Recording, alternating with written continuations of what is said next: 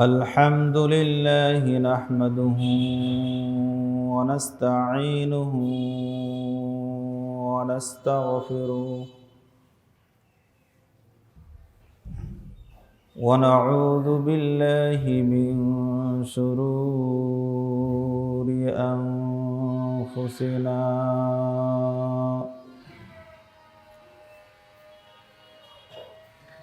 من يهده الله فلا مضل له ومن يضلله فلا هادي له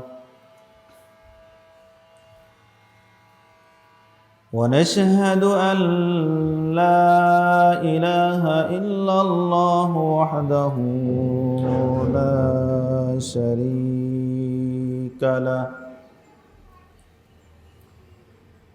ونشهد أن سيدنا وسندنا وحبيب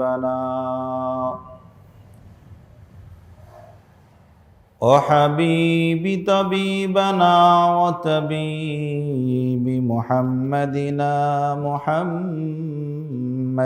صلى الله عليه وسلم أما بعد فقد قال الله تعالى في كلامه المجيد والفرقانه الحميد أعوذ بالله من الشيطان الرجيم بسم الله الرحمن الرحيم أم حسب الذي قلوبهم مرض أن لن يخرج الله أضغانهم وعن عمر بن الهاني رضي الله تعالى عنه قال رسول الله صلى الله عليه وسلم إذا أصار الناس في فسطاطين فسطاط إيمان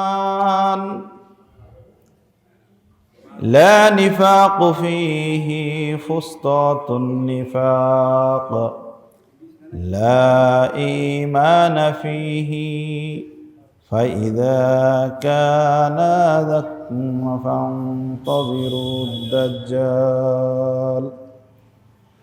فانتظروا الدجال من يومه أو من غد.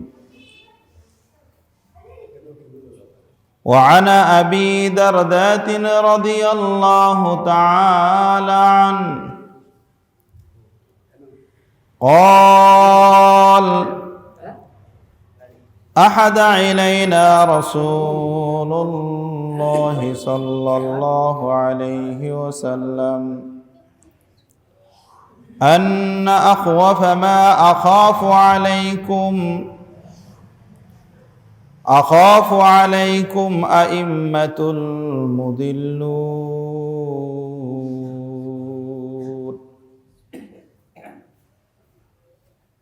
وقال تعالى آيات الأخرى بسم الله الرحمن الرحيم ومن يعمل مثقال ذرة خيرا يره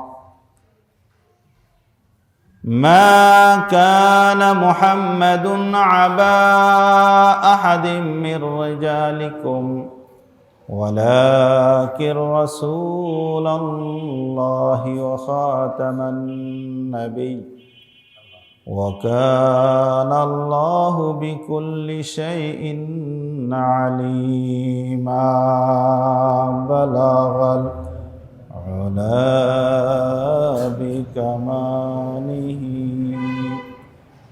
كشفت دجى بجماله حسنت جميع خصاله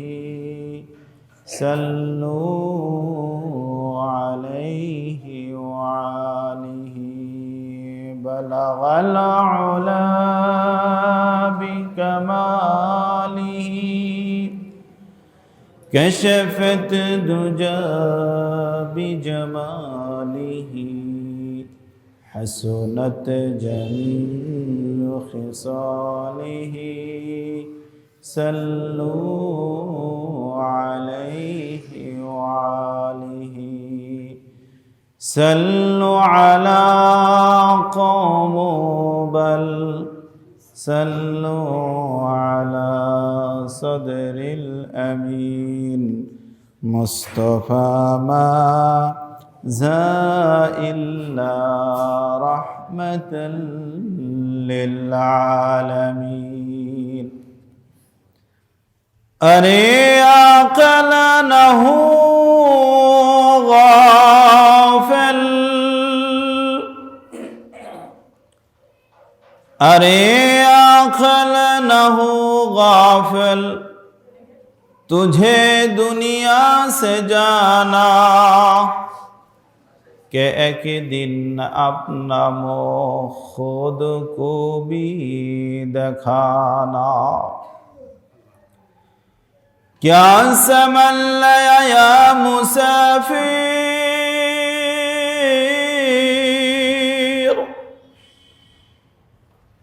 क्या समझ लिया या मुसाफिर सफर तेरा है बाईद राज की दरिया में किश्ती मौजूद तूफान माजिद اللهم صل على محمد وعلى آل محمد كما صليت على إبراهيم وعلى آل إبراهيم إنك حميد مجيد اللهم بارك على محمد وعلى آل محمد كما باركت على إبراهيم وعلى آل إبراهيم إنك حميد مجيد أستغفر الله ربي من كل ذنب وأتوب إليه لا حول ولا قوة إلا بالله العلي العظيم محترم معزز উপস্থিত अत्र मस्जिदेर सम्मानित मुतल्ली साहेब देगार अत्र मोहल्लार मुरब्बिन कराम मुसल्लिन आजाम एवं आमार अति काछेर महाब्बतेर हृदयेर गहिने जादेर स्थान मनेर मणिकोठाय जादेर जायगा हीरकखंड चंद्रेर सौंदर्यकेও हार मानिये देय तारुण्येर उच्छ्वास निये यौवनेर उद्दीपना निये इस्लामेर चरम दिने सिपासालार दायित्व भार पालनकारी तारिक बिन जियाद रहिमाहुल्लाह ताआला अन्हुर उत्तरसूरी खालिद बिन वलीद रदियाल्लाहु ताआला अन्हुर उत्तरसूरी कासिम नानतबी रहमतुल्लाहि आलैहिर उत्तरसूरी आमार अति काछेर ओ मोहब्बतेर प्रिय युवक भाइरा माइकेर आवाज श्रवणरता मा खादिजातुल कुबरा रदियाल्लाहु ताआला अन्हार उत्तरसूरी মা আয়েশা সিদ্দিকা রাদিয়াল্লাহু তাআলা আনহার উত্তরসূরি আমার প্রিয় মা ও বোনেরা এবং আমার সামনে উপবিষ্ট বিভিন্ন স্কুল কলেজ মাদ্রাসার শিক্ষাঙ্গন থেকে শিক্ষক মণ্ডলী, সম্মানিত আসাদাজ একরাম এবং মাথার মুকুট সমতুল্য মুরব্বিন একরাম এবং সামনে উপবিষ্ট তলবে আলেম, কচিকাচা তলবে আলেম, ছাত্র ভাইয়েরা, সকলের প্রতি সালাম। আসসালামু আলাইকুম ওয়া রাহমাতুল্লাহি ওয়া বারাকাতুহু।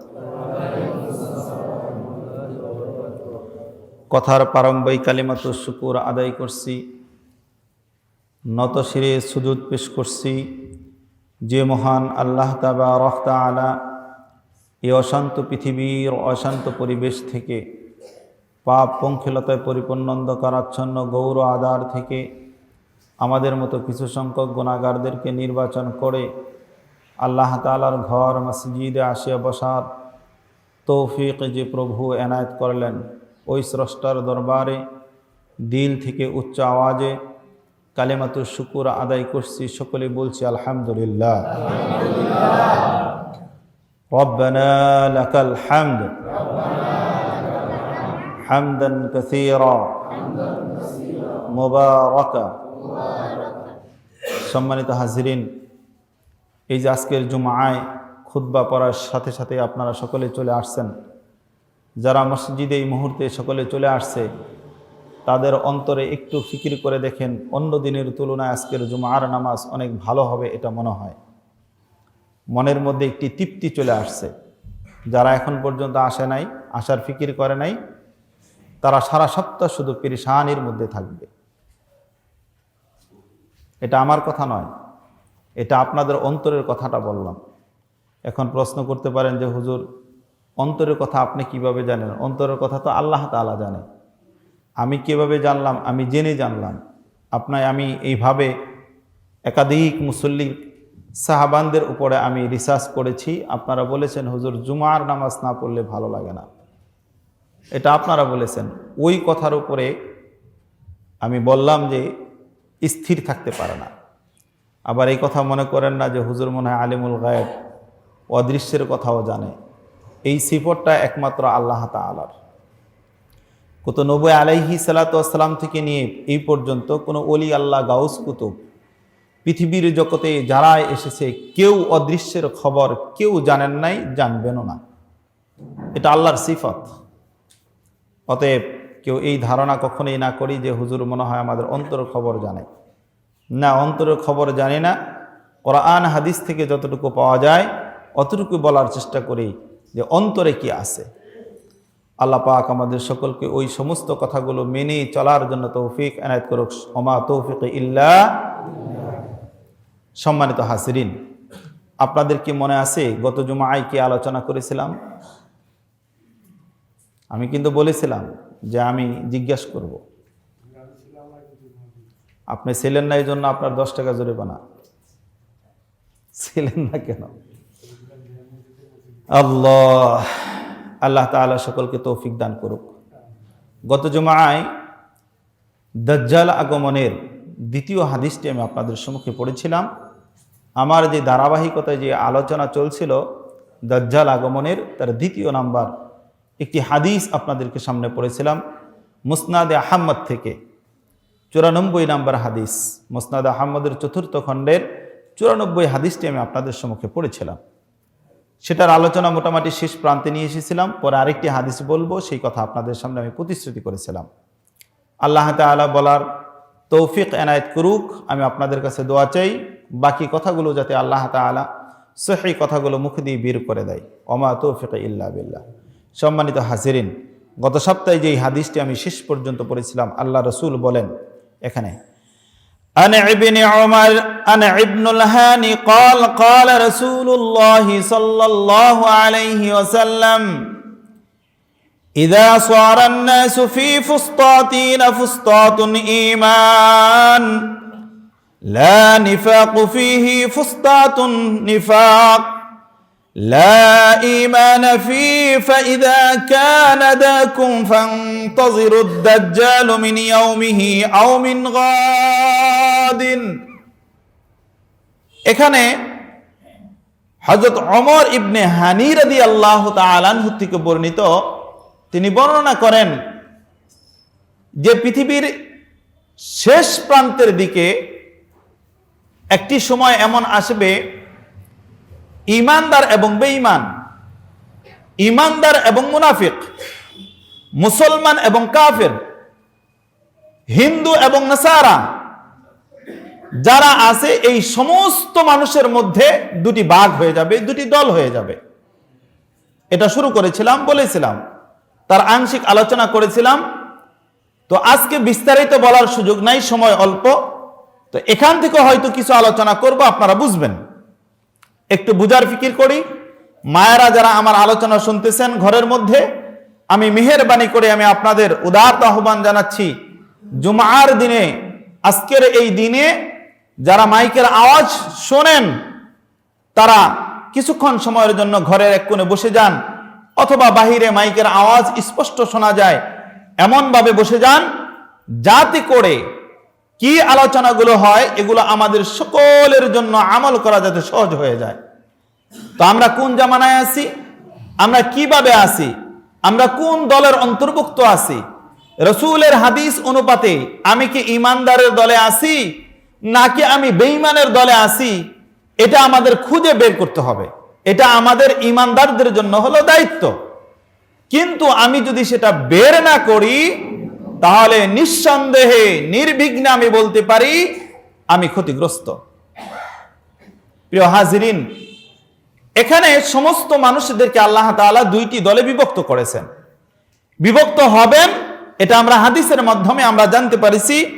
আবু দাউদ 4th খণ্ড 94 নম্বর পৃষ্ঠা, এখানে এভাবেই বলছেন, ফুস্তাতুন, দুইটি দলে বিভক্ত হবে।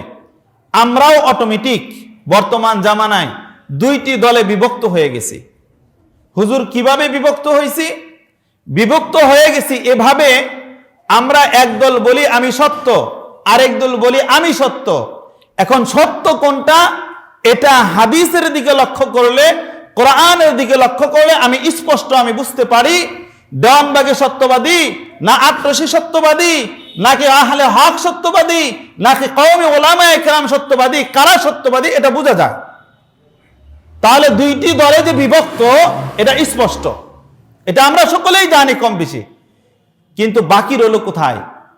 বাকি রইল আমি আপনি শুধুমাত্র একটু আমল করব, আমলটা শুধু বাকি আছে।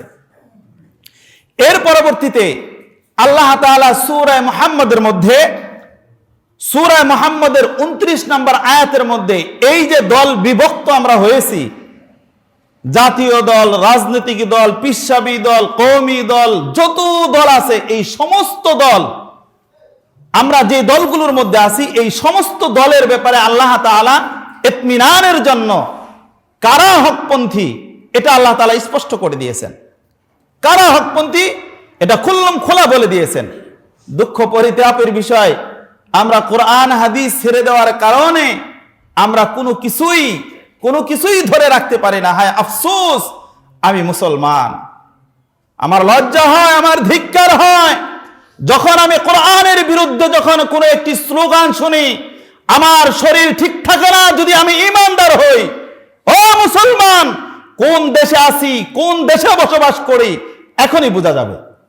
দেখেন আল্লাহ তাআলা বলেন, আম হাসিবাল্লাযী ফী কুলূবিহিম মারাদুন আল্লান ইউখরিজাল্লাহু আদগানাহুম। ও আমার বন্ধুগণ, আমাদের মধ্যে যতগুলো দল আছে সমস্ত দলে আমি মনে করি আমি হক, কিন্তু আল্লাহ বলছেন না। হকপন্থী দল যারা আছে বা হকপন্থী যারা দল আছে, ক্ষমতাধর আছে বা ক্ষমতা তুচ্ছ দল আছে, এই সমস্ত দলদেরকে আল্লাহ তাআলা সূরা মুহাম্মদের 29 নম্বর আয়াতের মধ্যে ডাক দিয়ে বলেন, তোমরা কি ধারণা করো, ও মুসলমান, তোমরা কি ধারণা করো তোমরা সকলেই সঠিক পন্থার মধ্যে আছো? এরকম কি তোমরা ধারণা করো? আম হাসিবাল্লাযী ফী কুলূবিহিম মারাদুন, অথচ তোমাদের অন্তরের মধ্যে গুনাহ, পাপাচার, অন্যায়, অবিচারে ভরপুর। আছে কি নাই? গত সপ্তাহে বলেছিলাম আল্লাহর রাসূল একটি দলকে নিয়ে আশঙ্কা করছিল, সে আশঙ্কার ব্যাখ্যা হলো এটা। আল্লাহর রাসূলও এখানে এমন ভাবে ভয় করেছেন, ভয়টা কি হাদিসটা পড়ে শোনাচ্ছি। عن أبي درداء قال أحد إلينا رسول الله صلى الله عليه وسلم أن أخاف ما أخاف عليكم أئمة مضلون। আল্লাহর রাসূল আবি দারদা রাদিয়াল্লাহু তাআলা আনহু বর্ণনা করেন, আমি রাসূলকে বলতে শুনেছি, রাসূল বলেন আন্না আখাফা মা আখাফু আলাইকুম, আমার ভয় হয়, আমি ভয় করি। কে ভয় করে জানেননি? আল্লাহ রাসূল। কে ভয় করতেছে? আমি আর আপনি না। ভয় করে কে? আল্লাহ রাসূল ভয় করতেছে। কেন ভয় করে? কি ব্যাপারে ভয় করে? আপনার আর আমাদের কালচার নিয়ে আল্লাহ রাসূল ভয় করে। কেননা আল্লাহ রাসূল তো এভাবে আল্লাহ তাআলা খিতাব করেছেন, এভাবে আল্লাহ তাআলা ভূষিত করেছেন, আল্লাহ রাসূল হলো রাহমাতুল লিল আলামিন, ওয়া মা আরসালনাকা ইল্লা রাহমাতুল লিল আলামিন। আল্লাহ রাসূল হলো দুনিয়ার জন্য রহমত স্বরূপ, সকলের জন্যই দয়াবান, সকলের জন্যই মেহেরবান। কারো উপর আল্লাহ রাসূল জুলুম নির্যাতন কিছুই করে নাই। আর সে আল্লাহ রাসূলের ওয়ারিসটা কি আজকে আপনাদের প্রতি জুলুম করতেছে? আমার মনে হয় জুলুম করতেছে। আপনার বাবার জানাজার নামাজ দিয়েছে, এটা মারাত্মক একটা অন্যায় করেছে। আপনার আত্মীয় স্বজন কেউ মারা গিয়েছে, কেউ জানাজা পড়তে পারেন না, মসজিদের ইমাম সাহেবকে নিয়েছেন উলামায়ে কেরাম ওয়ারাসাতুল আম্বিয়া, সে একটা মারাত্মক ভুল করেছে আপনার জানাজাটা দিয়া। আরেকটা ভুল করেছে কি, আপনি বিয়ে পড়ানোর জন্য হুজুর পান না, মসজিদের ইমাম সাহেব ডাক দিয়ে নিয়েছেন, হুজুর একটু জায়েজ করে দেন। এটা মারাত্মক ভুল করছে হুজুর, আপনাকে বিবাহ পড়ায় দেয়া উচিত ছিল না। আপনারা কি কোন ঠিক না ঠিক? যদি আপনারা কোন ঠিক আর যদি কোন ব্যাঠিক, দুইটার মধ্যে সমস্যা। যা হোক, এই আলোচনা অনেক দূর, এগুলো বাদই দিলাম কিছুক্ষণের জন্য। কিন্তু কথা হলো এখানে যে হুজুর তোমার উপকার করলো, যে আলেম তোমাকে দুনিয়া আসার জন্য জায়েজ করলো, যে আলেম তোমাকে পৃথিবীতে জায়েজ পন্থায় চলার মাধ্যম করে দিল, সেই আলেমের বিরুদ্ধে তোমার মতো কুলাঙ্গার এমন কথা বলো যা গায়ে মাখানো যায় না। এই ব্যক্তির জন্য আল্লাহর রাসূল বলেছেন, ইবনে আবি দারদা রাদিয়াল্লাহু তাআলা আনহু বললেন, আল্লাহর রাসূল বললেন, আন্না আখাফু মা আখাফু আলাইহিম আইম্মাতুন মুফদিলুন, আমার ভয় হয় পেতি মাস্তানের জন্য। আমার ভয় হয়, কিছু আছে না পেতি মাস্তান? আছে তো, সব দলে আছে, সব দলে আছে। যদি আমাকে বলেন দেখান, আমি এক এক করে প্রত্যেকটি এসএআরএস সিএস রেকর্ড সহ সব কিছু বর্ণনা করতে হবে, পারবো যে এটাই পেতি নেতা, এটা পেতি নেতা, এর ভিতরে কিছু নাই, এ হলো খালি আব্দুল্লাহ, এ হলো অমুক, এ হলো তমুক, সব কিছু বলতে পারবো। এই যে সবকিছু বলবো, যাদের কথা বলবো, এই এদের ব্যাপারে আল্লাহ রাসূল বললেন, আখাফু আলাইকুম মুদিল্লুন, এই সমস্ত নেতাদের জন্য আমার ভয় হয়। আমার ভয় হয়। কি কি ভয় হয়? এই ভয়ের ব্যাখ্যা পরবর্তী হাদিসে আল্লাহ রাসূল বলছেন, একটু পরে বলতেছি। কিন্তু আমি এখন বলতে চাই, আমরাই তো নেতা, আমরাই তো দেশ পরিচালনা করি। রাজা কিসের দেশ পরিচালনা করে? আমি প্রধানমন্ত্রীকে যা বলি, প্রধানমন্ত্রী তাই শুনতে বাধ্য। কেন? এই জন্যই বাধ্য, তুমি প্রধানমন্ত্রী যদি আমার ভাইকে যদি ওই খুনি আসামির থেকে যদি মুক্ত না করো, তাহলে তোমার নেতৃত্ব থাকবে না। ও, আপনারা মনে হয় এই জগতে নাই, যাও তাহলে পরে বলবো নি। আপনারা নাই এই জগতে, আবার আমি আবার এই জগতে একটু আসি, তো এই জন্য বললাম আর কি। তো কথা এটা নয়, কথা হলো এই যে মাস্তানি করে আমি আমার রাজ্যকে অধঃপতনে দিচ্ছি, আমি আমার ইসলামকে ধূলিসাৎ করে দিচ্ছি, আমার ঈমানকে আমি মিটিয়ে দিচ্ছি, এদের জন্য আল্লাহ রাসূল বলেন, আন্না আখাফা মা আখাফা আলাইকুম আইম্মাতুল মুদিল্লুন, আমার ভয় হয় তাদের জন্য যারা এভাবে ঈমানকে নষ্ট করতেছে, এরকম পেতি নেতার জন্য আমার ভয় হয়। এই ব্যক্তিদের ব্যাপারে আল্লাহ তাআলা ওই আয়াতটা সূরা মুহাম্মদের নাজিল করেছে। আম হাসিবাল্লাযী ফী কুলুবিহিম মারাদুন আল্লা ইউখরিজাল্লাহু আযগানাহুম, তারা নিশ্চিন্তে ভেবে বসে আছে। তারা কি এরকম ভেবে বসে আছে যে তাদের কোনো দোষ নাই, তাদের অন্তরে কোনো অসুস্থতা নাই, তারা একেবারে মাসুম? তারা এরকম কি ভেবে বসে আছে? আসলে তো আমরা এরকমটাই বসছি, এরকমটাই ভাবতেছি। আমি অন্যায় করেছি রাত্রের গভীরে, আমি অন্যায় করেছি দিনের বেলায়, আমি অন্যায় করেছি হাজার মানুষের সামনে, আর আমি মানুষের সামনে বড় বক্তৃতা দিচ্ছি যে আমি এমক, আবার আমি স্লোগানও পাচ্ছি এরকম, আমার ভাই তোমার ভাই, অমুক ভাই অমুক ভাই, অমুক ভাইয়ের চরিত্র ফুলের মতো। ও আপনারা বলছেন আল্লাহ তাআলা হেফাজত করুক। প্রিয় হাজিরিন, আল্লাহ তাআলা এই সমস্ত নেতাদের সহ আমাদের সকলকে হেফাজত করুক। আল্লাহ তাআলা এদের জন্য এই আয়াত অবতরণ করেছে। তারা কি ভেবে বসে আছে যে তাদের অন্তরে কোনো রোগ নাই, তারা কোনো অসুস্থ নাই, তারা বেগুনাহ মাসুম? তারা কি এটা ভাবছে? যখন এরকম ভাবতে থাকবে তখন মানুষগুলোর অবস্থা কি হবে একটু পরে বলছি। মনে রাখতে হবে, কিন্তু প্রত্যেকটি পয়েন্ট আপনাদের মনে রাখতে হবে। আমি প্রত্যেকটি পয়েন্ট ধরে ধরে বলার চেষ্টা করব। প্রিয় হাজিরিন, এবার এই দুইটা হাদিসের ব্যাখ্যায় শেষ একটি হাদিসে আল্লাহ রাসূল আমাদেরকে স্পষ্ট করে দিয়েছেন। কি কি দেখেন। عن ابن عمر رضي الله تعالى عنه قال كنت في حتيمي مع حذيفة فذكر حديثا ثم قال لن نقضوا عر الإسلام। হযরত আব্দুল্লাহ ইবনে ওমর রাদিয়াল্লাহু তাআলা আনহু বর্ণনা করেন, তিনি বর্ণনা করেন, আমি একবার হাতিমে কাবার মধ্যে হুযাইফার সাথে বসেছিলাম। কোথায় বসেছিলাম? কোথায় কোথায়? অনেক মুসলমান জানি না হাতিমে কাবা কি। জানেন হাতিমে কাবা কি? হাতিমে কাবা হলো কাবার ঘরটাই একটি অংশ, একেবারে এক পাশ দিয়ে একটু বেশি, আপনারা দেখবেন যে এরকম বাউন্ডারি দেওয়া আছে, এরকম বাউন্ডারি দেওয়া।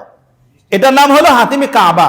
এটা এক সময় কাবা ছিল, কাবার ভিতরে ছিল। রাসূল সাল্লাল্লাহু আলাইহি সাল্লাম কোন একটা প্রেক্ষাপটের কারণে এই জায়গাটুকু বাহিরে রেখে বাকিটুকু কাবা করেছেন। এই যে কাবার বাহিরে যে জায়গাটুকু আছে, এই জায়গাটুকুর নাম হলো হাতিমে কাবা। হযরত আব্দুল্লাহ ইবনে ওমর বলেন, আমি একবার হুযাইফার সাথে এইখানে বসাছিলাম। তিনি বর্ণনা করছেন, কি কি বর্ণনা করছেন? ক্বালা লান নাকসু আররাল ইসলামি আররাতান আরুরাতান ওয়া লা ইয়াকুনান্না আইম্মাতুন মুদিল্লুন। আমি হুযাইফার মুখে শুনলাম, ইসলামের শেষ প্রান্তে, কিয়ামতের পূর্ব দিকে, শেষের দিকে, যখন কিয়ামত একেবারে সনিকটে, এমন সময় একটি দল হবে, ইসলামের একটি দল হবে। ইসলামের দাঁতগুলো, ইসলামের কোঠাগুলো খসে যাবে।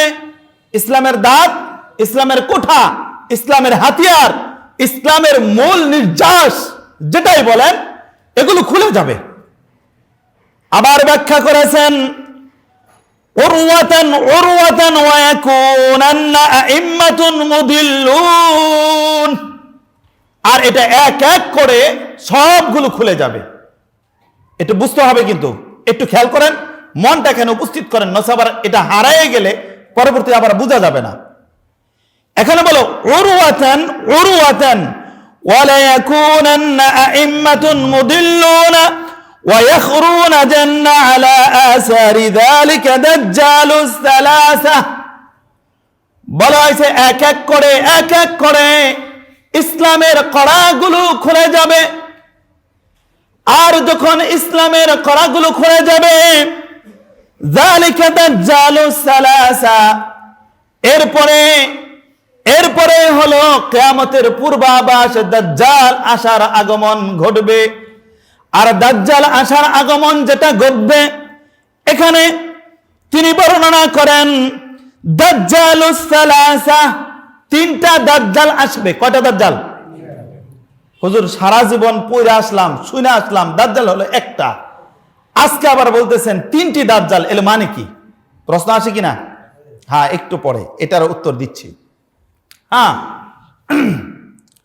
আমরা অনেক সময় বলি, আচ্ছা যাই হোক, ওই উদাহরণ পরে দিচ্ছি। এখানে হাদিসের মধ্যে যে জিনিসটা এখানে বলা হয়েছে, যে ওমর বলতেছেন, আব্দুল্লাহ ইবনে ওমর হুযায়ফার মুখ থেকে শুনছেন যে ইসলামের কড়াগুলো খুলে যাবে, এক এক করে খুলে যাবে। এই কড়াগুলো কি? এই কড়াগুলো হলো বর্তমান জামানার আমাদের চলাফেরা, কথাবার্তা, এই মাঠে খেলতে আসো, হাত ভেঙে দিব, ঘাড় মটকে দিব, এগুলো হলো কড়া। এগুলা কি? এখন আপনারা প্রশ্ন করতে পারেন, হুজুর ওই জামানায় যে হাদিস বর্ণনা হয়েছে, ওরা কি জানতো এই জামানায় মানুষের ঘাড় মটকে দিবে? ওরা কি জানতো তারা হাত ভেঙে দিবে? ওরা কি জানতো মাঠে খেলার জন্য আগমন করাবে? আমি বলবো তারা জানতেন না, কিন্তু তারা বলতেন। তারা জানতেন না, কিন্তু বলতে পারতেন। কিভাবে বলতে পারতেন? এটাও একটি কেরামতি। আল্লাহু আকবার। প্রিয় হাজিরিন, এই প্রত্যেকটা জিনিস, এই হাদিসের প্রত্যেকটি পূর্বাভাস আজ আমাদের মধ্যে বিরাজমান। কড়াগুলো কি? কড়াগুলো হলো ইসলামের স্তম্ভের মধ্যে যেগুলো আমরা মানার জন্য বলি, যে আমলের জন্য আমরা বলি, যে আমলের জন্য কোরআন আদেশ করছেন, হাদিস আদেশ করতেছেন, এগুলোর জন্য আমাদের এই নেতারা সবচেয়ে সহজ ভাষায়, সহজ করার জন্য যেটা পারে সেটাই বলার জন্য চেষ্টা করে। যেমন একদল আছে, নামাজ পড়তে হবে না, বিনা নামাজেই জান্নাতে যাবে। আছে কি নাই? একজন না, বহু আছে। আবার কেউ কেউ আছে, মাত্র গত কয়েকদিন আগে তারা বলছে, তারা নিজেকে দাবি করে মুসলমান, দাবি করার পরে তিনারা বলে যে ইসলাম হলো, মুসলিম হলো, ধর্ম হলো মসজিদে আর মাদ্রাসায় আর মন্দিরে। এরকম আছে কি নাই? আল্লাহু আকবার। দেখেন, এত বছর আগের হাদিসের বর্ণনা বর্তমান জামানার বলনেওয়ালাদের খাপের খাপ, কাটায় কাটায়, গন্ডায় গন্ডায় মিলতেছে কিনা? একটু বললে আপনারা আরো বুঝবেন। এটাই হচ্ছে, ও ভাই, ইসলাম বলতেছে, মুসলিম বলতেছে, একেবারে রাজ দরবারের সিংহাসন থেকে নিয়ে রাস্তা পর্যন্ত, রাস্তা থেকে রাজ সিংহাসন পর্যন্ত সব জায়গায় কোরআনের আইন চালু করতে হবে, আর সব জায়গায় ইসলাম প্রতিষ্ঠা করতে হবে, সব জায়গায় রাসূলের হাদিস প্রতিষ্ঠা করতে হবে, আর সব জায়গায় ইসলামী হুকুমত ভাবে চলবে। আর এই নেতা বলতেছে শুধুমাত্র মসজিদে আর মন্দিরে থাকবে ধর্ম, আর কোথাও ধর্ম থাকবে না। এ কি মুসলমান থাকে? যারা বুঝতেছে না, ওই যে আল্লাহ তাআলা বলছেন, আম্মা হাসিবাল্লাযী ফী কুলুবিহিম মারাদুন আল্লা ইউখরিজাল্লাহু আযগানাহুম, তারা কি ভেবে বসে আছে তাদের অন্তরে কোনো রোগ নাই? তারা কি এটা ভাবছে? তারা কি এটা ভেবে বসে আছে? অথচ সমস্ত রোগ বালাই যা কিছু আছে সব কিছু তাদের অন্তর ভরপুর ভরপুর। অন্তর নামের আয়নাটা ময়লা আবর্জনায় ভরে একেবারে লেপট লেগে আছে, যা চেহারা দেখা যায় না। অথচ এরাই মনে করে, এরাই বলে আমি 70 রাকাত বেশি তাহাজ্জুদের নামাজ পড়ি। তাহলে এখন প্রশ্ন হলো, 70 রাকাত বেশি যদি পড়ে তাহলে কম সংখ্যাটা কত? এটা আমার একটা প্রশ্ন। 70 রাকাত 80 রাকাত বেশি পড়ে তাহাজ্জুদের নামাজ, তাহলে কম সংখ্যাটা কত? আমার মনে হয় এই ব্যক্তি 5 ওয়াক্ত নামাজও পড়ে না, যেই হোক না কেন। কষ্ট লাগতেছে? প্রিয় হাজিরিন, শুধু তাই নয়, হযরত হুযায়ফা রাদিয়াল্লাহু তাআলা আনহু যখন এমনি ভাবে বর্ণনা করতেছেন, তখন ওমর রাদিয়াল্লাহু, আব্দুল্লাহ ইবনে ওমর জিজ্ঞাসা করলেন, قلت يا أبا عبد الله قد سمعت هذا الذي تقول من رسول الله صلى الله عليه وسلم।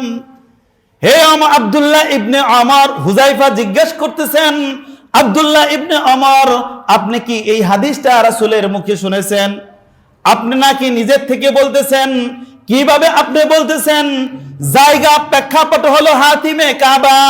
জিজ্ঞাসা করতেছেন আব্দুল্লাহ ইবনে ওমর, বর্ণনা করতেছেন হুযায়ফা রাদিয়াল্লাহু তাআলা আনহু, প্রশ্ন করছেন, এটা কি আপনি কুলতু ইয়া আবা আব্দুল্লাহ কদ সামি'তু হাযাল্লাযী তাকুলু মিন রাসূলিল্লাহি সাল্লাল্লাহু আলাইহি ওয়াসাল্লাম, আপনি কি এই হাদিস রাসূলের কাছ থেকে শুনেছেন? ক্বালা নাআম সামি'তু ওয়া সামি'তুহু, আমি শুনেছি এবং আমি এটাই শুনি নাই, এরপরে সামি'তুহু আরো অনেক কিছু বর্ণনা আমি শুনেছি। হাদিসের অংশটা বিশাল, কিন্তু এখানে সংক্ষিপ্ত করে বর্ণনা করা হলো সময় সংক্ষিপ্ততার কারণে।